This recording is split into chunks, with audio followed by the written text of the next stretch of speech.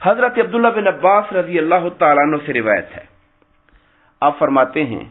کہ رسول اللہ صلی اللہ علیہ وسلم نے ارشاد فرمایا، یہ مسند امام احمد بن حنبل، سنن ابو داؤد، سنن ابن ماجہ کی حدیث پاک ہے،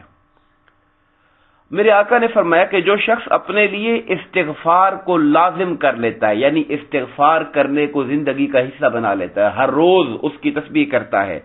تو اللہ تعالیٰ اسے ہر تنگی سے نکلنے کی جگہ عطا فرما دیتا ہے۔ یہ ایک بہت بڑا اصول ہے اور قاعدہ ہے کہ ہمیں یاد اگر رہ جائے، انسان مشکلات میں پھنس جائے تو حدیث نبوی کے مطابق مشکلات سے نکلنے کا جو رستہ ہے وہ استغفار ہے، استغفار ہے۔ بلکہ ایک روایت میں نے یہاں یہ بھی پڑھی تھی حضرت حسن بصری رضی اللہ تعالیٰ عنہ کے بارے میں، ان کے پاس کوئی بندہ آیا اور کہا کہ جی حالات مالی تنگ ہیں، تو انہوں نے کہا استغفار کیا کرو۔ پھر وہ چلا گیا، کوئی اور بندہ آیا، اس نے کہا جی اللہ تعالیٰ نے اولاد ابھی تک نہیں دی ہے، دعا فرمائے، کہا استغفار کیا کرو۔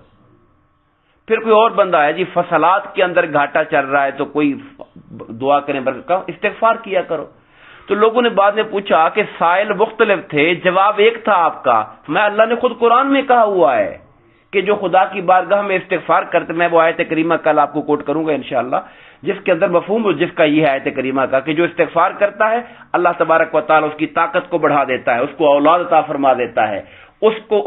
کو برکتیں دیتا ہے، اس پر بارشیں برسا دیتا ہے، قحط کو دور کرنے کے لیے بھی۔ یہ سارے استغفار کی برکات ہے جو خود خدا نے قرآن کے اندر بیان فرمائی ہوئی ہے۔ فرمایا کہ جو استغفار کو لازم کر لیتا ہے اللہ تعالیٰ ہر تنگی سے نکلنے کی جگہ مہیا کرتا ہے اور ہر فکر سے اسے کشادگی یعنی فکر سے آزاد کر دیتا ہے اور اسے اس جگہ سے رزق دیتا ہے جہاں سے اس کا گمان بھی نہیں ہوتا ہے۔ یہ حدیث پاک جو ہے یہ قرآنی آیات کے مفہوم کو بیان کر رہی ہے، مختلف جگہ پر قرآن میں یہ باتیں آئی ہوئی ہیں۔